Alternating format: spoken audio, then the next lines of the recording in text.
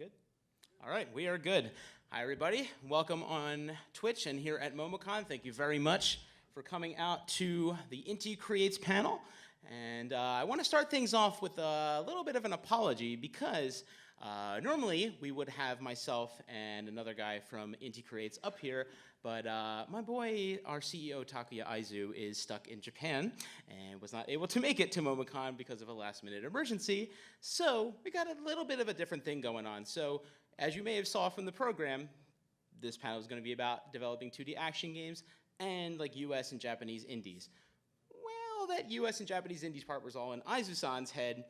So I'm going to talk a little bit about something that I know much more about that I can share with you guys, which is Japanese to English localization. So I hope that's cool with y'all. Is that cool with y'all? Is that good? We cool? We cool? Excellent, excellent. So I'm going to kick things off. Just going to jump right in. My name is Matt Papa. I am the producer, localization director, or the Kai guy, as I call myself. Kai guy, of course, means Japanese for overseas. If you're wondering what a producer does, so for example, I am the producer on the Galgun series. Anyone of y'all know Galgun? Please, oh, you beautiful, beautiful people.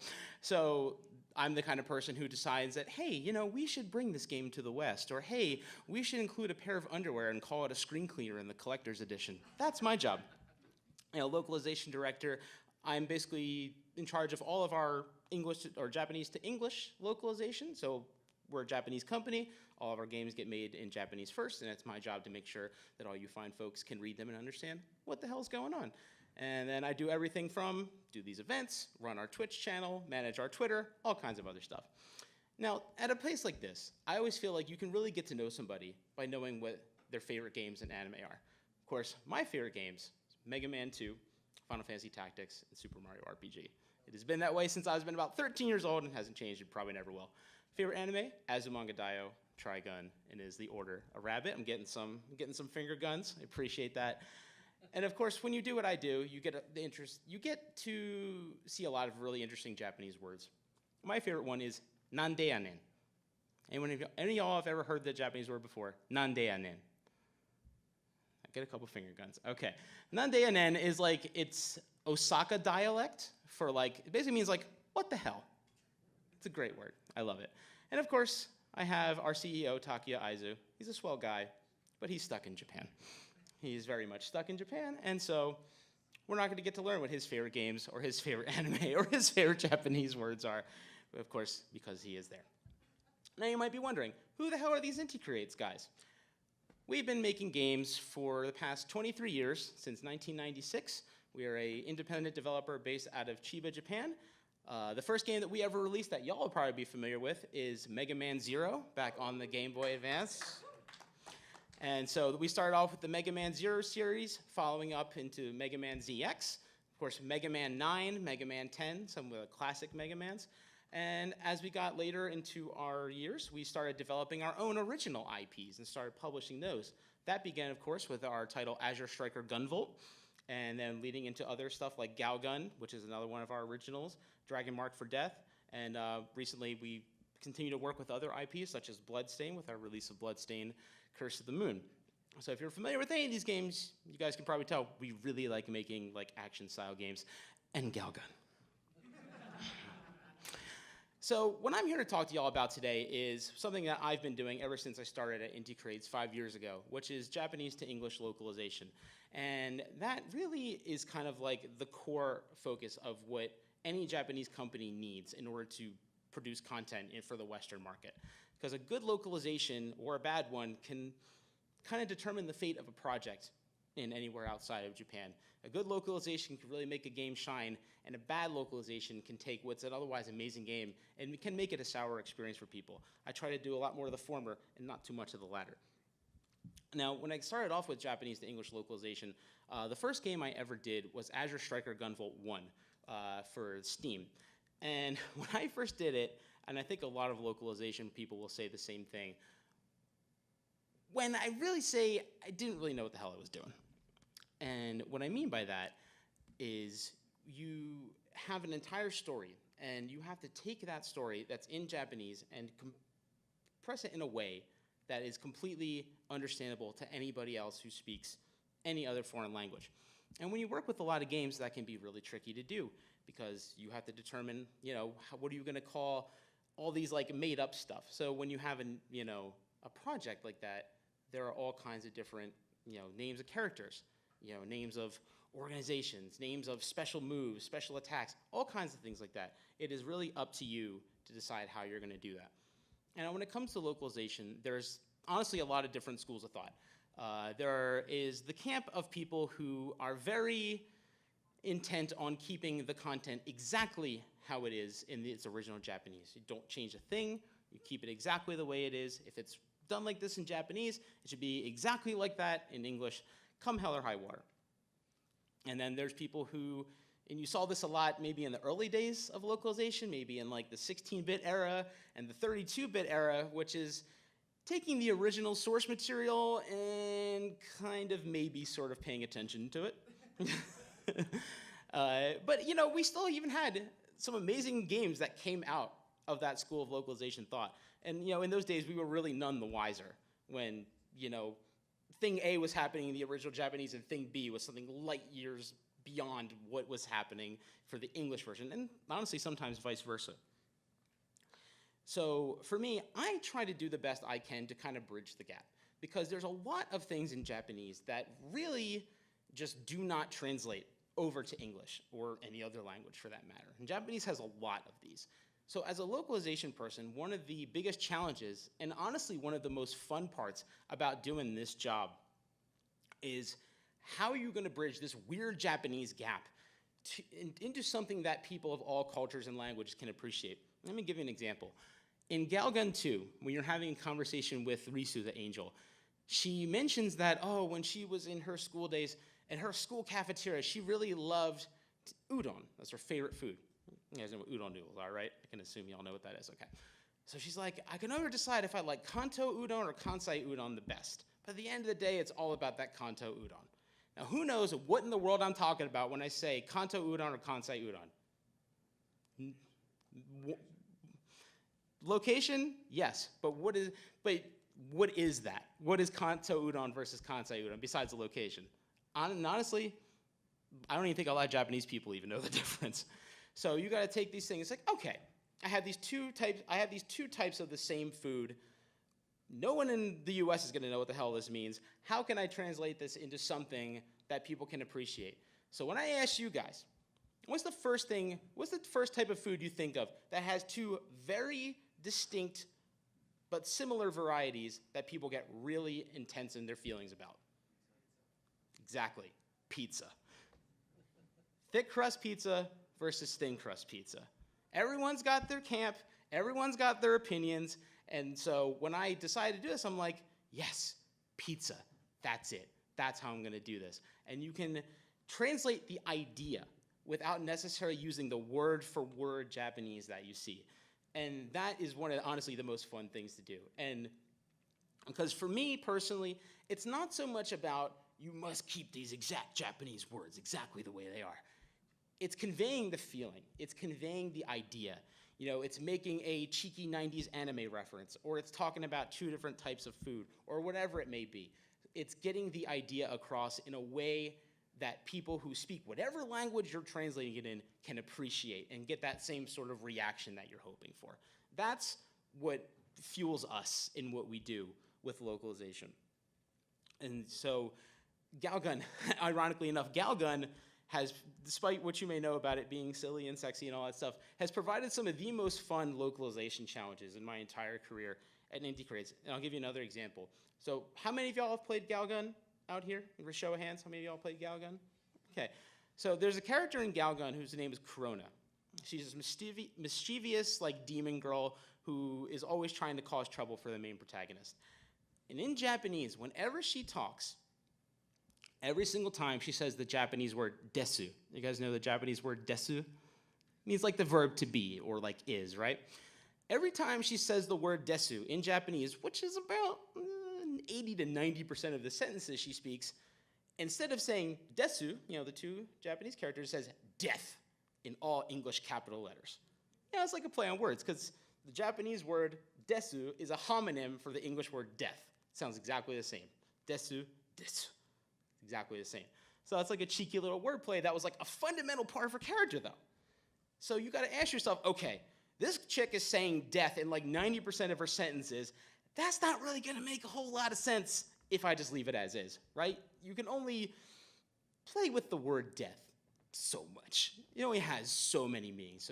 So it's like, okay, she's got this kind of wordplay, cheeky, fun thing going on. How can I turn this into English? And I rack my brain, like, okay, she's a demon. You play a lot of word association when you do this kind of thing. It's like, hey, she's a demon. What are some of the first things you think of when you think of demons? Anybody? What was that? Fire, sure. Any others? Where do demons live? Exactly. Well, it's like, okay, well, hell's a versatile word, isn't it? What the hell? That's crazy as hell. That's hella interesting. What the hell is going on here? You can really play around with the word hell. So every word, or not every word, every sentence that Corona speaks in her entire dialogue across 2 games, every time she says the word to be, we had to find a way to weave the word hell into her sentence. Big, bold, capital letters, hell. And that's part of the fun challenge of localization, because you could take the easy route and just say, well, that's too much work. I'm not going to really give her that quirk. It'd be way simpler to just use the word is or the word to be and just not even bother with that and just let the Japanese fans enjoy it. But that wouldn't be fair to you guys, now would it? No. Definitely not. So that's kind of like a microcosm of what can go into the world of localization.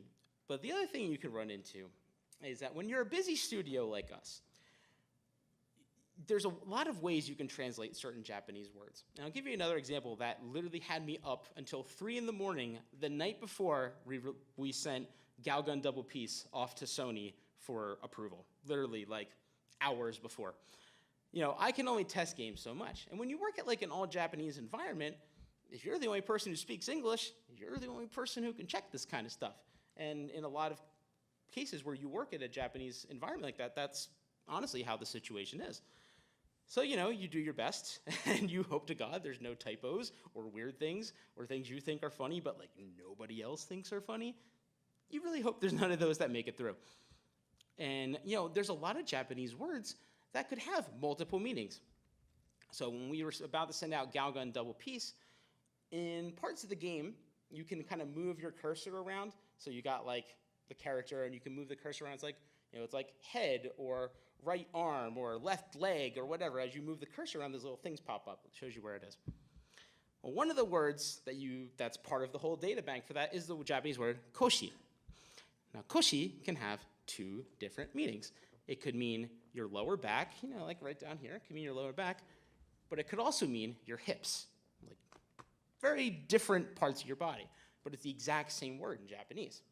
And unless you have that visual context, you will have honestly no idea what it's going to be. You just got to hope and pray. Well, literally the night before, we were going to send this game through. I'm checking it. It's my last finalist check. And I get to the ending part where you have to move the cursor around to all the different parts of the character's body. And I move it right where her hips are. And it says lower back. I'm like, oh no. That is not what you want to see when you're about to ship a game off for printing. Because you imagine, you worked so hard, you played for hours, you get to this kind of racy ending scene, and you move the cursor up to your favorite character's hips just for it to say lower back. How awkward and weird would that be? Not a good look. So I basically had to stop the entire operation. It's like, guys, I know you just made the final ROM, but we got to fix this. And I got a lot of pushback. I was like, well, as a producer, sometimes you just got to let things go. No. Absolutely not. Would you let that go? No. Absolutely not. So there could be some really, really, really big near misses when it comes to that stuff, because with just the nature of the way Japanese is, visual context is extremely, extremely important. And if you do not have that visual context, you could really screw it up big time. So if you ever see something that just looks like it doesn't make any sense, or like especially in like older Japanese games, that's probably what happened, in all honesty. But some of the near misses make the best stories. And maybe one day at a panel down the road, I can tell y'all about probably the craziest one that actually just happened about a week ago.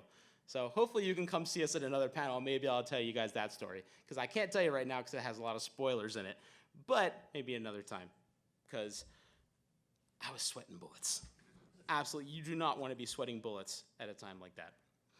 But in all honesty, I can go on and on about English to Japanese localization, and I'll be doing a Q&A at the end of the panel if you have any specific questions you would like to ask.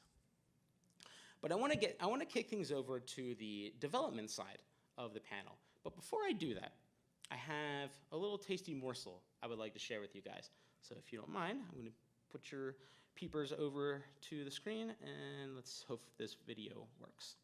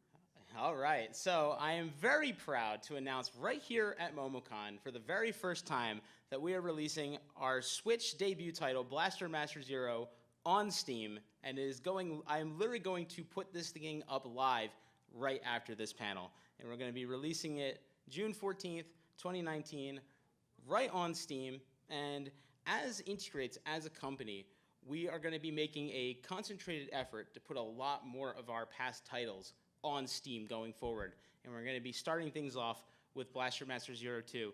So if you guys are PC gamers or you like playing your stuff on PC, starting at 5 o'clock, so in about 40 minutes, the page is going to be live on Steam, and we're going to be putting it out for final release on June 14th. So I'm very, very happy to be able to share that with you guys today, and that is going to be a perfect segue for me into talking about how we develop games with using Blaster Master Zero as an example, because Blaster Master Zero was probably one of the most fun titles I've ever worked on in my 5 years at Inti Creates, mainly because, and I got a good story for you guys. So Blaster Master Zero would literally not exist if I did not hurt myself at E3 2015. Let me tell you how that happened. So E3 2015 was my very first E3 ever. You know, growing up as a kid, loving video games, E3, that was like the promised land, right? You know, you'd see it in like GamePro and EGM and all the stuff from E3, and like it's like a dream wonderland as a young child growing up. And I finally got to go to E3 in 2015, and I was so excited and had an amazing first day. I met so many cool developers, got to try out so many new things, got to hang out in Nintendo's booth for like an hour. It was amazing. And, you know, the hall closed for the day. We're at like a hotel at night, you know, just hanging out with developers and just chatting. And we're in this hotel lobby, and I sit down, and I'm like, oh, my back hurts a little bit. But I didn't really think anything of it. And I'm walking back to our hotel later on that night. It's like, man, my back actually kind of hurts. But like, I was like, oh, I probably just like strained it or something. No big deal. It wasn't enough to even like really make me think twice about it. Go into bed, go to sleep, wake up the next day for day 2 of E3, and it feels like someone jammed a knife into my lower back. My koshi. Haha. And I couldn't move. I was like paralyzed with pain. It was the worst pain still to this day that I've ever felt in my life. And I later learned that I severely pinched my sciatica nerve in my lower back, and I couldn't move. Literally, I was helpless. And I had to call Aizu-san, who would normally be sitting right here. You know, could you imagine calling your boss, the CEO of a company, saying, hey, man, I can't move. Can you come to my hotel room and help me get up so I can go to the bathroom? Now, just imagine calling your boss and making that phone call for just a hot second. You can see the predicament I was in. But to his credit, he did it, and he's a really good guy. So if you ever see him, make sure you tell him how nice of a guy he is, because he truly is a wonderful human being. So when I'm at conventions and stuff with him, you know, he's a Japanese speaker. He doesn't speak too much English. So when we do panels and stuff, or we do interviews or things like that, I'm always interpreting for him. So, but since I am literally bedridden and not able to move, calling my wonderful mother over there, who is a nurse, freaking out, asking her what I should do, he all of a sudden was very free for the day. So he was walking around E3 and he bumps into a friend of his from Sunsoft. Of course, the IP owners and original creators of Blaster Master. And his buddy from Sunsoft was trying to get into a meeting with Nintendo. And he was having a lot of trouble and just was not able to make it happen. So Aizu-san found another friend of ours who helped them kind of get together with Nintendo, and he managed to help set up this meeting. And they were pitching, Sunsoft was pitching to Nintendo at the time that they wanted to reboot one of their former IPs, mainly Blaster Master, because, you know, the original Blaster Master for NES, as if you guys are gamers, you probably know, was a pretty popular title back in the day. And, you know, wasn't going maybe as good as they were hoping, you know, kind of iffy on maybe the possibilities. So, you know, Aizu-san, our CEO, chimes in. He's like, hey, what if we at Inti Creates developed it instead? And they were just like, oh, yeah, that sounds great. Let's do it. That sounds great. And that was that. Blaster Master Zero was born at E3 2015 because I was messed up my back so bad that I literally was stuck in bed and could not move. So if Blaster Master, or if I didn't hurt my back severely at E3, I would not be sitting here today talking to you about Blaster Master Zero, because it probably wouldn't even exist. So, and as far as how we develop games, you know, we at Inti Creates, we're about a company of, I'd say around this day and age, around 90 to 95 people. And with a company in that size, you're always working on multiple titles at the same time. So generally at Inti Creates, we're working on anywhere from about 3 to 5 different titles at the same time. And the way we do things here at Inti Creates is we'll have, you know, we have a team, or have it set up as teams. So we'll have like a team of, you know, people who do sprites, and people who do 3D graphics, and people who are producers, and the directors, and the programmers. And they all kind of will shift and move around to different projects as needs kind of ebb and flow. And with a game like Blaster Master, we are working with another company's IP. So when you, and which we as Inti Creates, working with stuff like Mega Man and Bloodstained and things like that, something we've done a lot in the past. So when you're working with another company's IP, it kind of changes the whole dynamic of everything you do to develop a game. Because, you know, if it's your own IP, well, you can do whatever the hell you want with it. But when you work with another company's IP, you constantly need to check in with the original IP holders and make sure everything's cool, and make sure everything's the way that they want to, because they want to make sure that their intellectual property is being used properly. So that kind of adds a whole nother different aspect on things.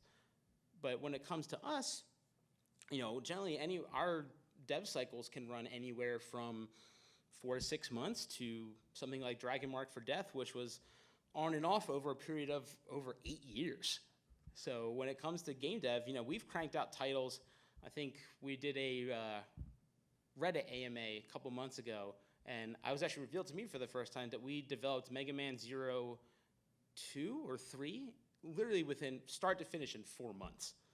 Which, if you know anything about game development, you know that that is like a breakneck, absolutely insane pace for a game like that. But really what it comes down to at the end of the day is that, and one of the first things that surprised me a little bit, but honestly made me feel right at home, was that, even with a, pretty decent sized, Japanese game company, when I first got in there, as like the only real like foreign employee, I came to realize, and this is something I still love about Inti Creates to this day, that we're all just a bunch of nerds. Every last one of us. My fellow coworkers could be sitting out here at MomoCon and they would fit right in. It's like because when you make games like us, we're a very niche company. We make a whole bunch of 2D action games. We make a whole lot of sprite games and Galgun. So we kind of attract certain types of people, and we're all a bunch of nerdy people. We love our anime, we love our games. I cannot think of a single person who does not have some sort of figures or statues or something of their favorite characters or games on their desk, yours truly included. I honestly have too many. But that's one of the things I truly, truly, truly love about us, because I have not met more people knowledgeable about retro games and weird anime from like the 70s as like some of my fellow coworkers. And I think that's because we have so much passion for these things. Because at the end of the day, us developers, we're fans too. We're fans of all this stuff too. And it's because we're fans of this stuff that we love to create it. And we consume just as many games and anime as y'all do, frankly, if not more, because that's just how it works. And and you can take all that and turn it into something really cool, because one of the things that we do when we decide if we're going to do new intellectual property, like at Inti Creates, one of the things we do is we'll hold like internal design contests. And this is honestly how some of our biggest IPs like Azure Striker Gunvolt and like Galgun came to exist in the first place. We'll get literally anybody at the company, if you're a localization person or a programmer or an artist, doesn't matter, make a pitch, anything.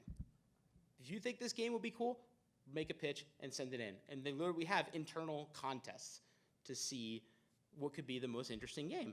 So when a guy by the name of Masanori Ito said, hey, what if we took a light gun shooter, but instead of zombies, we made it cute girls? That's how Galgun was born. That's it, literally. Something as simple as that turned, you start from there, and it buds into something beautiful and wonderful. And, that's kind of like a microcosm of how things work at Inti Creates. And, over the years, because we've done so many things like 2D action games, a lot of the games you see that we've done, Azure Striker Gunvolt, Dragon Mark for Death, even Blaster Master Zero, it's all done using our own original in-house engine. That's something that we as Inti have built over the years and fine-tuned over the years. You got to make it work with new systems as they come out and all that kind of stuff. So that really is at the core of Inti Creates' DNA. So, that kind of, I think, kind of speaks a lot of what we do as a company. But, I think, my computer's, there it goes. That's pretty much sums up what I think I can explain to you about how we develop games. Because like I said, I'm more on the localization side. So I think what would be good for me is if any of y'all have any questions, that would be a good time to ask them. I'm going to dedicate pretty much the rest of the panel here to taking you guys' questions. And so if you guys have any questions, come to where this fine gentleman in the purple shirt is. If you have any questions, you can go ahead and line up behind him, and I will certainly do my best to answer them. Yeah, you can go ahead. I'm sorry, I really need a swig of water. Oh, is his mic on? Oh, can we get some help with his mic?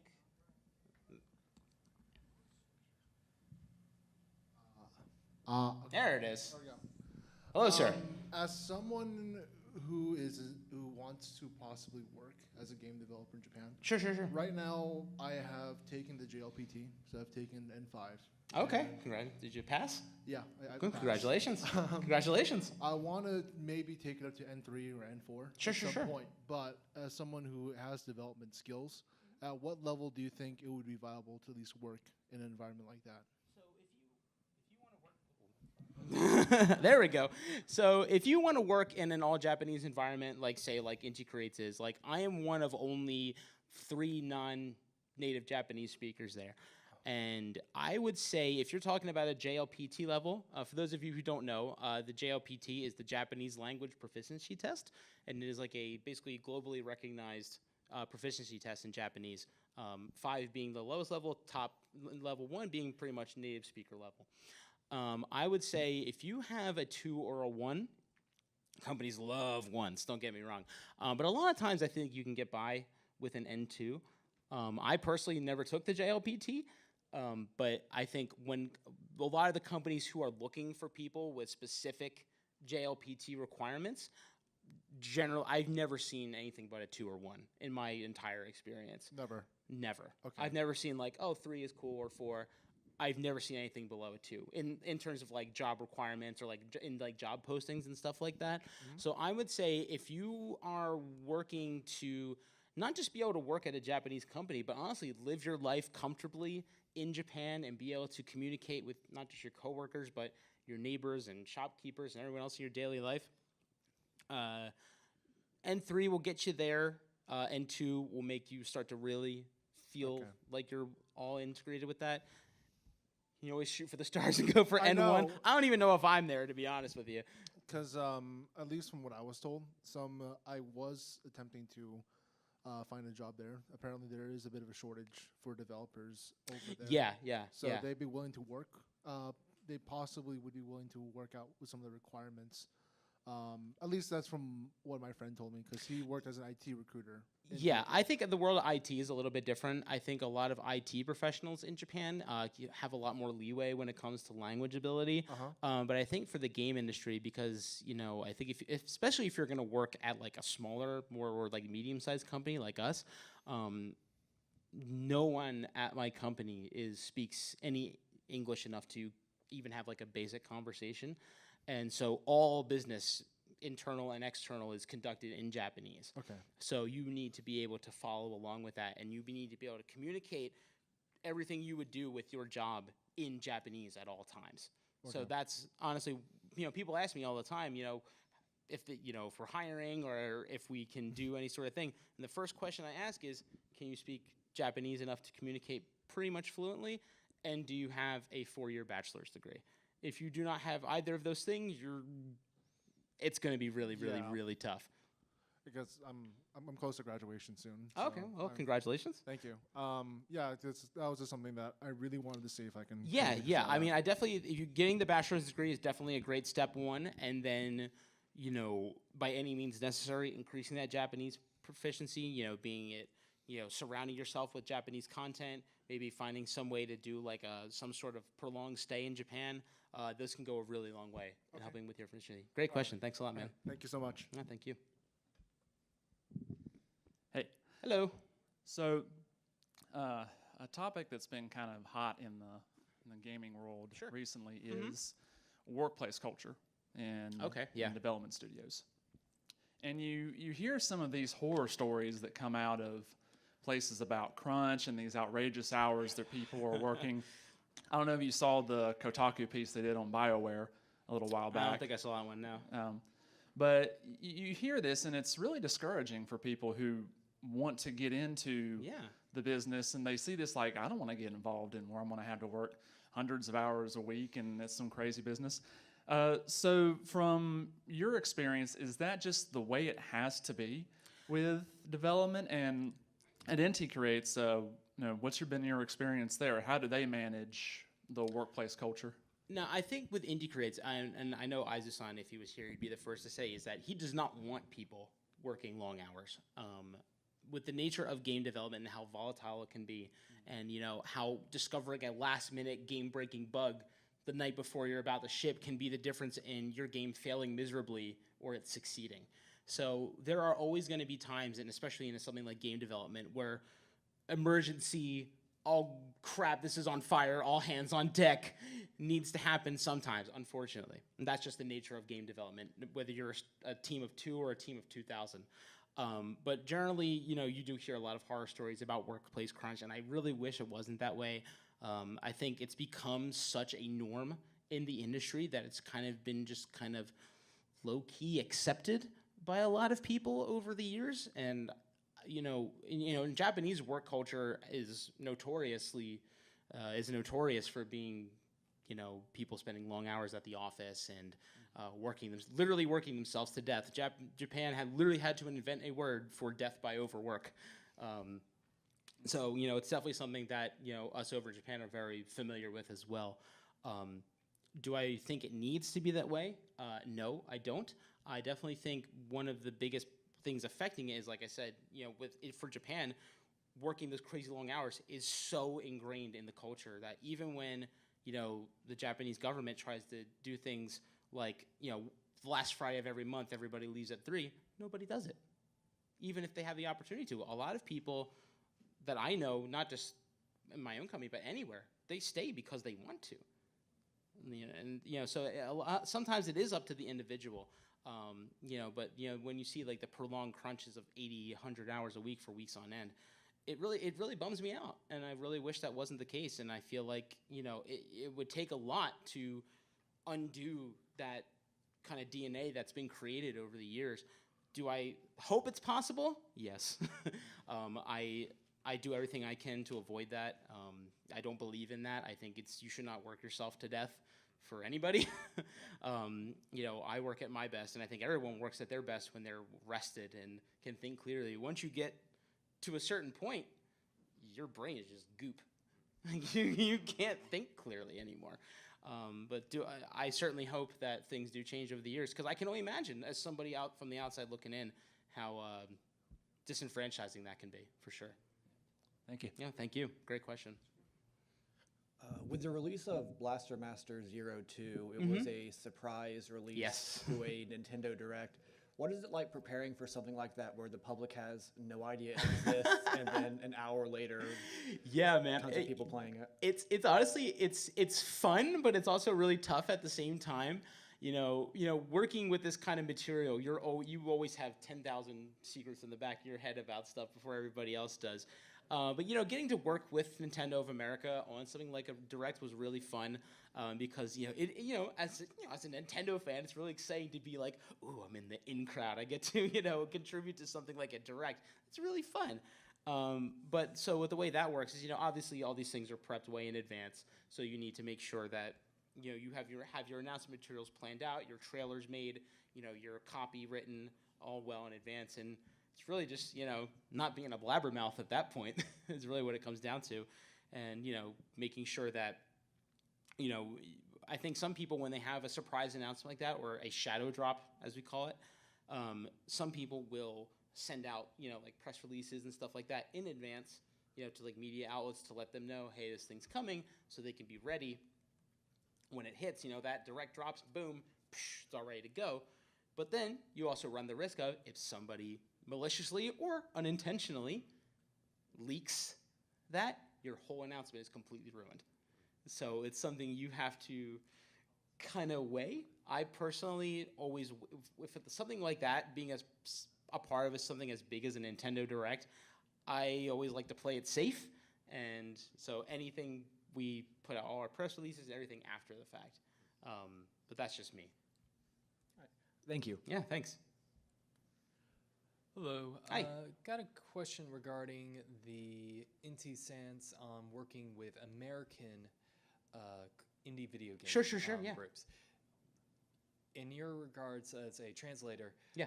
have you ever had to reverse engineer, so change English to Japanese, and working on an American game that's meant for the global audience? We personally at Inti Creates have never taken an existing American game and then localized it into Japanese or something maybe like that. A new game coming out, and someone says, well, I would like to work with Inti and want to produce it with you all. We're here in America, though.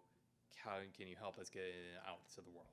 Yeah, I mean, it's definitely, with the way just technology is nowadays, it is certainly possible. Obviously, it can create a lot of logistical challenges, even just from things as simple as time zones. And, if somebody's on the West Coast and you're in Japan, they're 16 hours behind you. So a lot of times when you're starting their day, they're ending theirs and vice versa. So things like that, just off the bat, can certainly make communication hard. You send out an email and they almost certainly probably won't see it until the next day. So things like that, it can really slow down communication. But if we were approached by like an American studio who wanted to say work with us or license us an IP, that is definitely something that we could do and would be, if it's a legitimate inquiry, we're always willing to listen and hear those out. But it does definitely present a unique share of challenges, mainly not because of just the language thing, mainly just because it's hard to do face-to-face meetings. It's hard to schedule things, communication and all that kind of stuff. It can add a lot of time to the development cycle and just how long it takes to plan stuff just by simply, having to wait so long for correspondence, unless everybody's staying up all night or getting up really early, depending on where you are, for sure. Thank you, Matthew. Oh, thank you. Hello. Hello there. Hey. So I just have a question about maybe some of the games. I know some of them have had, well, lovely. So I had a question about some of the games. So some of them have had hard physical releases. Games like Gunvolt and Dragonmark for Death through Nighthawk, Bloodstain through Limited Run. Yep. There was Galgun was through PeepCube. Yep, that's right. You know your stuff. And then there's rumors that Blastmaster Zero got an ESRB rating through the publisher Nicalis. So is there any process through it, or any possible titles that are going through the process of a physical release? For us, when it comes to physical releases, I mean, I can't confirm or deny anything that hasn't been announced at this point. But when it comes to physical releases, for us as Inti Creates, we have the unique challenge because we are only based in Japan and we don't have a US office or a European office. We cannot self-publish in North America or Europe, or we can do it in Asia and Japan, but we can't do it in North America or Europe. So, when we release a game in Japan, we can pretty much always do a physical if we want to, because we can just do it ourselves and it makes things a lot easier. So when we want to release something in North America or Europe, we have to, it becomes a lot more work has to go into it, and because you need to find a partner who not only wants to produce a physical version of that game. That's step one, is finding the partner who wants to go through all that, and it's your best course of action, like a limited run thing, So like we that's why did we with go Curse through of the Moon. It's your best course of action, a full retail release, like we did with Gunvolt or Dragonmark for Death. The needs of the project can vary from game to game. But I know there's so many folks, and you got your limited run shirt I represent. I totally respect that. There's so much, I feel like as things have become more and more digital, the people who want physical media want it more and more and more. So we definitely know y'all are out there. I mean, I'm that same person too. I love having physical media. If I can get something physical, I always do 10 times out of 10. The only time I will buy something digitally is if that is the only way to buy it, or if it's like I'm getting a second copy of something. So, if we had a US studio, this would probably go a lot more, we'd probably see us a lot more often, and we could do simultaneous releases with Japan, or we may be able to do crazy collector's editions more often, things like that. But when we've worked with with Nighthawk Interactive, they did a great job getting it's honestly, there's something really special about going into GameStop or Target or Best Buy and seeing, oh, it's our little game on the shelf. My pinned tweet on my Twitter to this day is still for when I saw Azure Striker Gunvolt Striker Pack at the GameStop I worked at in high school. There's something inherently really cool about that. So for me personally, I am always an advocate for physical releases, and I think as long as it makes sense for us financially, and if we feel that there's enough demand for it, it is definitely something we will consider. And I think, Limited Run did a great job with Curse of the Moon. Nighthawk's done a great job with Dragonmark for Death and Gunvolt. So I think the future for physical releases is bright, but as much as it pains me, I cannot make any promises, if that makes sense. Yeah, I understand. Thank you. No, thank you. Yeah, thanks. Hey, Hi. I had a quick question. Sure. Because you guys are releasing on Steam with Yeah. some games. How has that process been, like, working with Valve and, like... Honestly, Valve's been great. I started working with them back when we put Azure Striker Gunvolt out back in like 2015, and I've had a couple guys over at Valve that I've worked with. The same two guys I've worked with ever since, and they've honestly been an absolute delight to work with. They've been really supportive of our projects. Sometimes we've done like shadow drops on Steam, which they always encourage us not to do because, you want to get people wish listing and stuff like that. But no, they've been wonderful. We've had really great experiences working with Valve and putting stuff out on Steam so far. And we got Blaster Master. Literally when I get back to my desk, I'm literally going to press the button and send it up there. And, we are more and more realizing just how powerful of a community Steam is, and every time we announce a game, it's PC version when. Like, we hear it, we do. But it's just a matter of, do we have the means to port it? Do we have the manpower to port it? That's a lot of what it comes down to. And, Steam's done well for us, and I'm looking forward to getting, like I said, Blaster Master is the first. It's not the last. We got more coming up that we're going to be releasing in the coming months, and honestly, I can't wait to share that information with you guys about that. All right, thanks, cool. No, thank you. Yeah. Hi. Hello. I'm sorry for bringing up the game that shall not be named. Well, now. What game? Mighty Number 9. Okay, you can say it. It's not Voldemort. Sorry. Was there any pressure during the development and afterwards of co-developing it with Concept? I'm sorry, say that one more time. Was there any pressure put on you guys during and after the development of it? Like, what do you mean by pressure? Like pressure to do something, or like fulfill the demands of not fans, but those who were supporting Keiji Inafune? I was not personally involved with the Mighty Number 9 project. A lot of stuff that Inti Creates did had kind of wrapped up by the time I had joined the company. Like, I joined like late 2014, and most of the stuff was already done by then. So I don't have much personal input to share when it comes to that. I know obviously a lot of people have many opinions about the game. I think I personally had fun with it, just as a person who played the game, not taking anything else into consideration. I personally enjoyed it. Obviously, no game is for everybody. But, I can only control what I can control, and which for me in Mighty Number 9 was unfortunately just about nothing. But, when it comes to like fan feedback and stuff like that, and,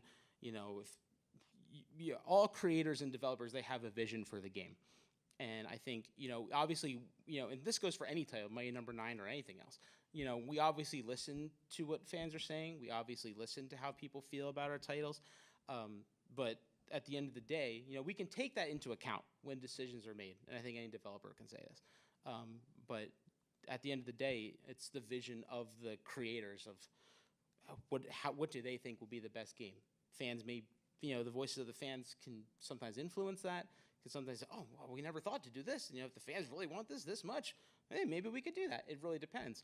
But, we take that into consideration. But at the end of the day, it's really up to, people like the directors and the producers to how they want to take the direction of a game. Thank you. Yeah, no problem.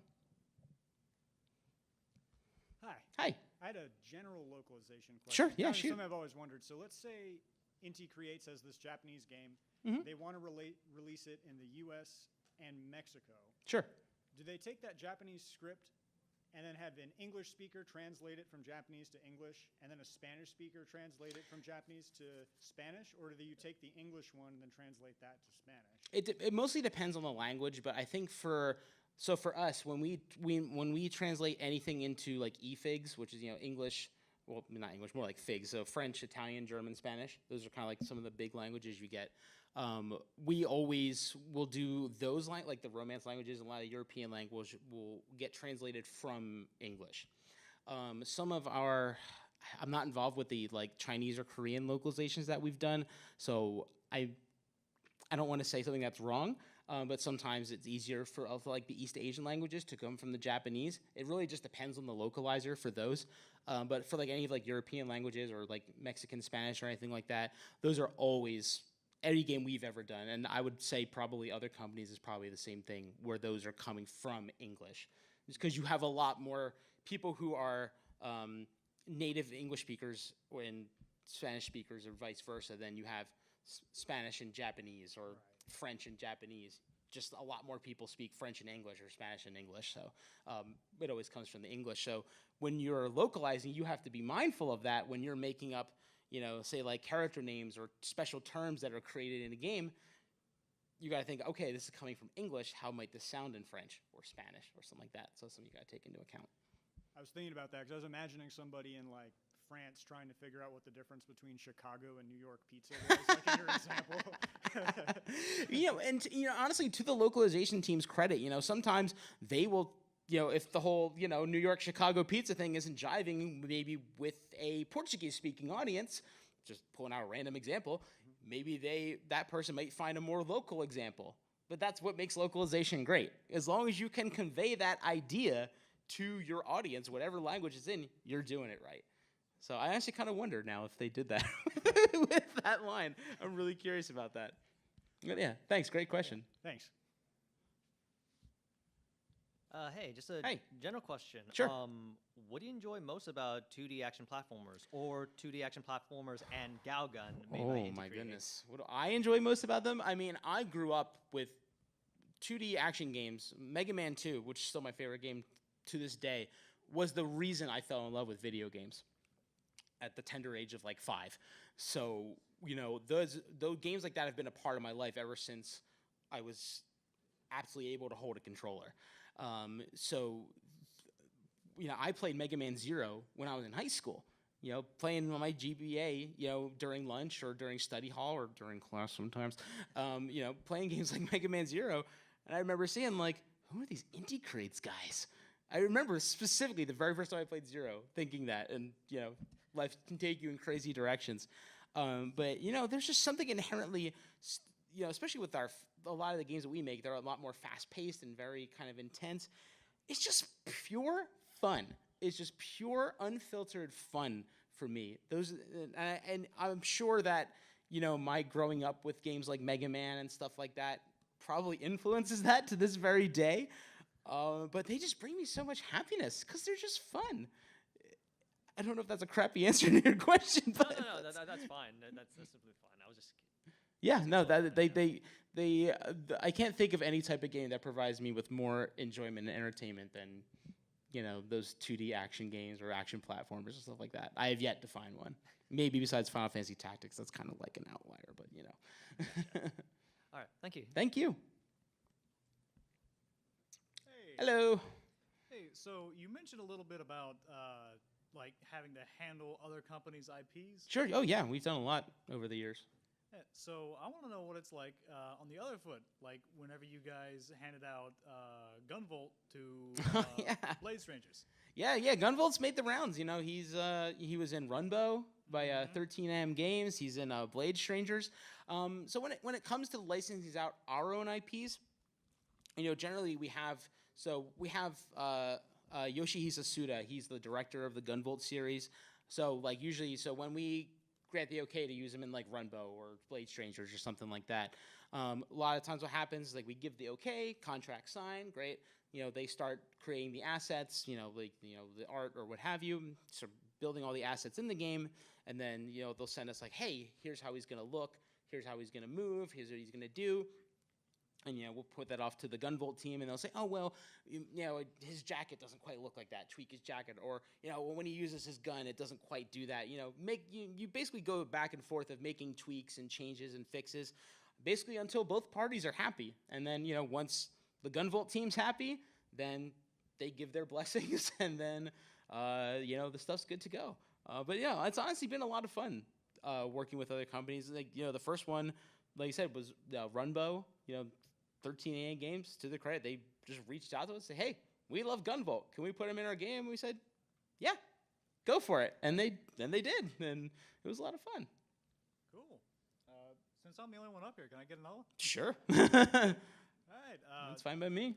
Yeah, this is just something that just popped into my head, but like whenever it was the Western release, Gunvolt, he got a shirt. Like, yeah, he did. I wanted to know, was that like a localization change, or was that like a call on the art team? So with the Gunvolt, so I don't know if you guys have ever seen Gunvolt, but he kind of has like, so let me stand up for a second. His like midriff's kind of exposed a little bit. So when Gunvolt 1 was originally brought to the US, they gave him like basically like a black undershirt. And the reason they did that, and the honest to goodness truth, is because they thought, and this was right before I joined, so I didn't get any input on this, but the reason why they did it was because they thought Western audiences would think it looks cooler. It's literally as simple as that. Whether you think it does or not, well, I guess that's up to you, the individual. But I guess the general consensus was the exposed midriff, because like for a lot of the Japanese fans, they think the exposed midriff looks cool. And I think generally if you asked 50 American fans of like, which one do you think looks cooler, the exposed midriff or not? Honestly, they would probably say with the shirt. And honestly, I thought he looked cooler with the shirt. But at that point, we were just like, nobody really cares enough to like make us think about it. So we just kind of kept it from Gunvolt 2 going on. We just kind of kept it the same with the Japanese because there was no reason to change it. They just kind of thought it would look cooler. But yeah, sometimes it's literally just as simple as that. Cool, thanks, man. Yeah, no problem. If that is it for questions, then I will wrap things up. Thank you guys so much for joining me today. I have not done a panel by myself in a really long time, so I appreciate you guys sticking around and hanging out with us. Inti Creates, we are down in the exhibitor hall, booth number 22, right by Ultra Pro and Funimation and stuff like that. We got Dragon Mark for Death, Azure Striker Gunvolt, Galgun 2, and Blaster Master 02, all available for demo downstairs. Got some merch for sale too, so feel free to come by to the booth and come say hi and hang out and play some games. So again, thank you all for coming here. Thank you all on Twitch, and I'll see you guys again soon. Thanks a lot.